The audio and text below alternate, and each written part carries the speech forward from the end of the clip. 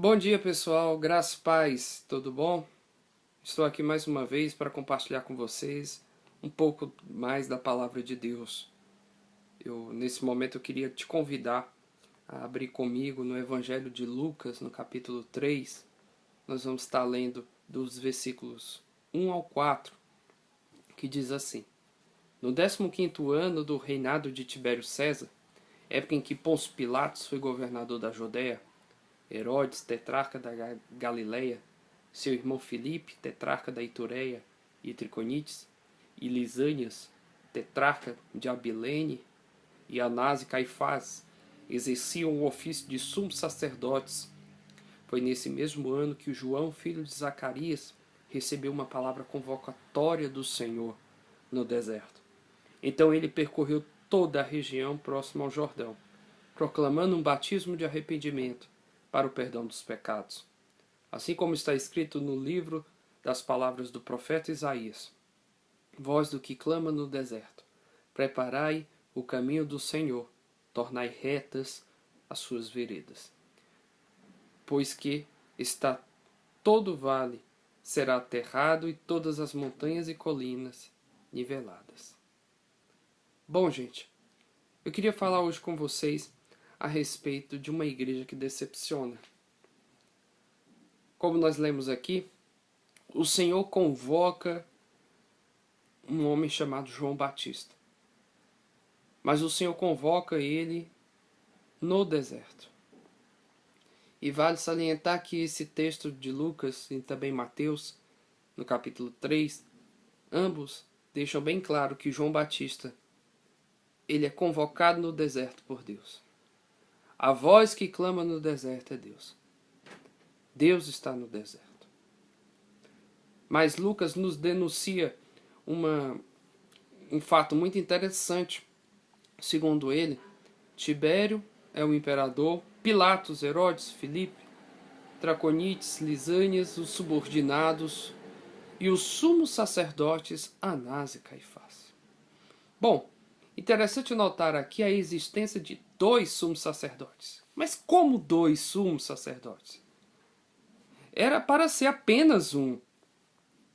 Até porque sumo sacerdote nos dá a ideia de um único. O sumo, segundo informações do historiador judeu Joséfo, Anás era um grande espertalhão que, por ser submisso ao imperador, ganhou a posição de sumo sacerdote por interesses meramente políticos. Então, na época de João, nós tínhamos 2 sumos sacerdotes, Anás e Caifás. Caifás era o que lhe era de direito. Agora Anás não. Roma entendeu que para controlar o povo judeu, o único meio era ter um sumo sacerdote, um líder religioso que pudesse ali manter o povo sob o controle. Nada melhor do que termos mais um para esse serviço, não é verdade? Ainda Joséfo, os 4 filhos de Anás continuaram a carreira sacerdotal após o pai. Que coisa, hein? Enquanto estes estavam no templo, Deus convoca João, o Batista, para ser o sumo sacerdote, segundo a sua vontade. Ele também estava no deserto. Apesar de ser filho de Zacarias, João Batista deveria ser o sumo sacerdote do templo, mas não era. Deus o vocaciona no deserto. Ele não come e nem usufrui das vestes e aparatos reais. Conduz sua vida com simplicidade, pobreza, vestes feitas com peles de animais e come mel silvestre e gafanhotos. Quando nós lemos em Apocalipse 3:20, outra coisa nos chama a atenção. Segundo Apocalipse 3:20, Jesus, ao se dirigir à igreja de Laodiceia, ele alega que está batendo a porta. Batendo no lado de fora. Ele bate a porta e ninguém abre. Ele está fora da igreja. Como é que pode ele estar fora da igreja? Como há igreja sem Jesus? Algo está errado.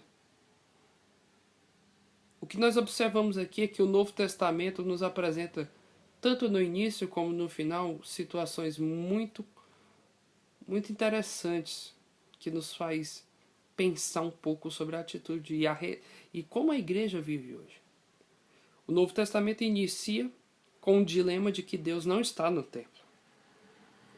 Irmãos, Deus não estar no templo para o judeu, isso é uma coisa inadmissível. É interessante que Mateus, no capítulo 3, deixa isso muito claro. Escrevendo aos judeus, Mateus deixa bem claro, Deus não está no templo. Ele é a voz do que clama no deserto. Deus está no deserto. E o Novo Testamento termina com Jesus batendo na porta. Porque ele está fora. O que acontece com o povo que deveria conhecer a Jesus? E o que aconteceu com os judeus que não reconheceram ao Messias? Um povo que nasceu com o único propósito de reconhecê-lo, o que houve com Israel e o que houve com a igreja, o que há com a igreja. Israel não concretiza sua missão na história e a igreja não corresponde a esta missão, pois Jesus está de fora. Nesse sentido, entendo que na igreja temos um lugar de decepção. Decepção de Deus o Pai, porque está no deserto, e de Jesus o Filho, porque está do lado de fora da igreja. Por isso, Jesus afirma que ele edificaria a sua igreja. Pois se não for Jesus a edificar essa instituição, ela está fadada ao fracasso. Se não for Jesus a edificar a igreja, irmãos, não será pastor, não será líder, não será nada a edificar a igreja. Muitos movimentos estão balançando a igreja hoje em dia. E sempre balançou. Jesus chama isso de tribulações, tormentas tão grandes e densas, que se ele não abreviasse, até os escolhidos seriam tragados. Por isso eu chamo a atenção de todos para a expressão de sua vida espiritual em relação a Deus e aos seus irmãos. Hoje é muito notável a autovalorização de uma espiritualidade estética em detrimento da ética. Todas essas expressões estéticas precisam ser avaliadas à luz da palavra de Deus. Até porque o estético é religioso, é máscara, é casca, é sepulcro caiado. A religiosidade, ela é marcada pela estética, a falsa religiosidade. Não é de estranhar como nós somos maltratados, vivemos às vezes machucados por essa religiosidade que não tem nada de sadia, essa falsa religiosidade estética que nós vivemos e observamos muito nos dias de hoje. As pessoas valorizam muito a maneira de falar, a maneira de agir, a maneira de se comportar. Elas julgam as pessoas por esses trejeitos, por essas fórmulas. É muito comum. Você já pode ter sido vítima disso. As pessoas te julgarem por você, a maneira como você anda, como você fala, a maneira como você se comporta. Nós julgamos muitas pessoas pela estética, religiosidade estética. A igreja hoje em dia, mais do que nunca, aquele que prega a palavra é aquele que age assim, aquele que fala assim, aquele que se comporta assim. E o clive que nós temos é a Bíblia, a palavra de Deus, nós deixamos de lado. A espiritualidade hoje em dia, ela é marcada pelo que lhe dá mídia. O que dá mídia, isso é espiritual.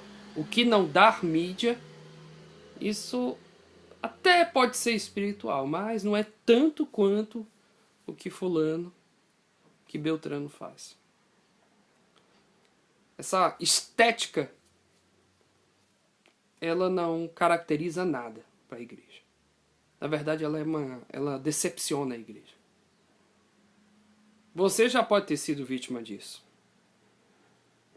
Quem sabe você é um desses que ostentam a estética da falsa religiosidade.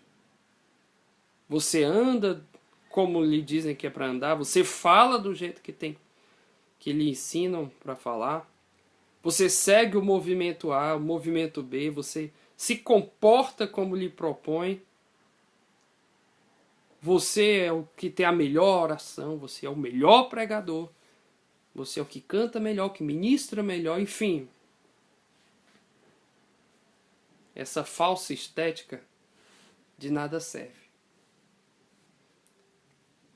Ela mais decepciona. Quando Jesus se dirige aos seus interlocutores, ele estava falando desta roupagem estética. Bem elaborada exteriormente, religiosa. E por dentro, podre, morta. A beleza religiosa estética gera a prepotência e o rigor nas palavras e atitudes. Não é à toa que no Evangelho de Mateus, no capítulo 23, versículo 27, quando Jesus se dirige aos fariseus, ele chama eles de sepulcro caiado. Esse rigor estético, às vezes, não fala nada do que de fato a pessoa é. Às vezes é uma grande capa, é uma máscara hipócrita que esconde o que realmente você é. Não é à toa que as pessoas estão tão decepcionadas com a igreja. Na verdade, elas não estão decepcionadas com a igreja, mas elas estão decepcionadas com essa religiosidade falsa. Ela está decepcionada com essa estética deturpada que nós estamos vendo hoje em dia.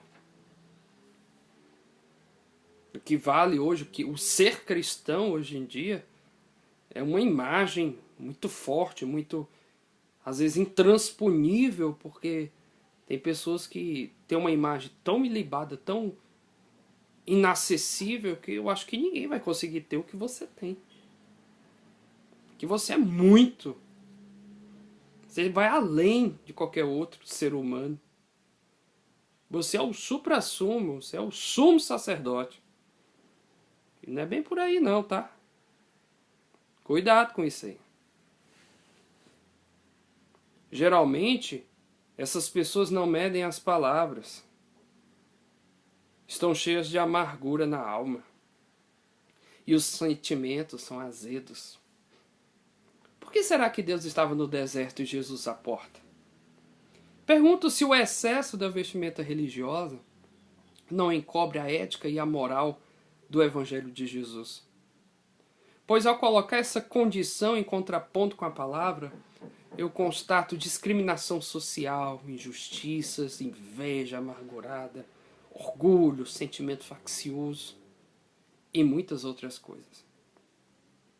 O pastor Carlos Queiroz, ele escreve no seu livro a seguinte frase que eu quero compartilhar com vocês aqui. Toda boa estética religiosa é marcada por toda sorte de ambiguidades e contradições desumanas. Quem ostenta estética religiosa, quanto mais ostenta, mais desumano é. Quem se alimenta das aparências, mais ambíguo ele é, mais contraditório você é. Então, preste bem atenção. Jesus está fora batendo na porta e Deus clama no deserto. A igreja decepciona? Não. O que decepciona é essa falsa religiosidade que nós ostentamos. E que às vezes julgamos que é a maneira correta de vivermos a vida cristã. Na verdade, as virtudes cristãs nós estamos abandonando em nome dessa estética que está fadada e tem os seus últimos dias contados, porque nós cremos na vinda do Senhor. Em busca de termos um equilíbrio, um retorno ao propósito originário da igreja, vejamos o que propõe Tiago no capítulo 1, versículo 26 e 27. Segundo ele, a verdadeira religião pura e verdadeira é visitar as viúvas e os órfãos e se manter pura. Aqui voltamos a um equilíbrio que não nos levará à decepção. Na teologia de Tiago, nós encontramos algo muito valioso, porque Tiago une fé com prática. Porque sem obras não existe fé, e sem fé não existe obras. Na verdade, essas duas coisas não podem andar separadas. Estética sem ética não podem andar separadas. Em Tiago nós encontramos esse equilíbrio necessário à vida prática da igreja. A igreja que se mantém pura é aquela que equilibra sua imagem pessoal e coletiva diante da sociedade. A estética não pode sobrepor a ética. A igreja tem que cuidar dos que estão à margem, os órfãos e as viúvas. Deve manter a coerência do que fala. Eu falo do que vivo. Praticar o amor ao próximo, considerando sempre o respeito e os limites desse amor. Cultivar a integridade e a transparência. Não tem máscaras, não tem hipocrisia, não decepciona a Deus e os homens. A estética gira em torno do ritual, da atenção para si, por isso é superficial, irmãos. O cristão não busca a glória para si, pois antes reflete a glória de quem lhe transforma de glória em glória, para ser testemunha fiel aos de fora e vivenciando o evangelho na prática. A beleza da igreja está na sua estética e na sua ética. A beleza da igreja está em viver o amor e praticar o amor. A vivência e a vivacidade da igreja está de pregar a palavra e viver a palavra. Precisamos deste equilíbrio. Uma beleza que professa sua fé, espiritualidade estética e sua missão ética. Vamos convidar o Senhor Jesus de Nazaré, o nosso Senhor, o nosso Salvador, para dentro das nossas igrejas. Abra a porta da sua igreja. Clama ao Senhor que está no deserto para que Ele venha, para que Ele seja o Senhor da sua igreja. Vamos chamar os que estão à margem. Estenda a mão ao pobre, estenda a mão ao pecador, estenda a mão ao jovem que caiu lá na sua igreja, que pecou. Estenda a mão àquele que decepcionou. Estenda a mão àquele que te causou algum mal. Vamos assumir as nossas falhas e pedir ao bom Deus o seu perdão, para que o brilho da sua glória esteja sobre nós. Não vamos alimentar esse modelo ridículo de igreja, onde surgem cada dia mais apóstatas, homens que se levantam, que batem a mão no peito, julgando ser o suprassumo. Vamos deixar de lado esse modelo que está fadado ao fracasso, que não é cristianismo. Isso vai te decepcionar. Todo modelo humano vai decepcionar você. Todo. Peça a Deus discernimento. Se de alguma forma eu puder alcançar você com essas palavras, eu te peço, em nome do amor de Cristo, pondera tudo que eu estou falando através da palavra. Se pergunte por que João Batista não entrou no meio dessa patota toda e não foi ser mais um deles. Ele era filho de sacerdote. Ele poderia estar lá, mas ele não quis estar. Ele renunciou tudo em nome de pregar o arrependimento. Você está disposto a renunciar em nome de pregar o Evangelho? Ou você prefere ficar no meio dessa instituição de Deus está fora e Jesus bate a porta? E manter a estética de que aparentemente está tudo bem, mas na verdade, aos olhos de Deus, um sepulcro caiado. Que Deus tenha misericórdia de nós. Que Deus tenha misericórdia da igreja brasileira. Que Deus tenha misericórdia dos que se dizem apóstolos. Que Deus tenha misericórdia de pastores e pastoras que ostentam seus modelos de crescimento e vivem a estética em detrimento da ética. Que Deus tenha misericórdia do Brasil. Fica com Deus, em nome de Jesus.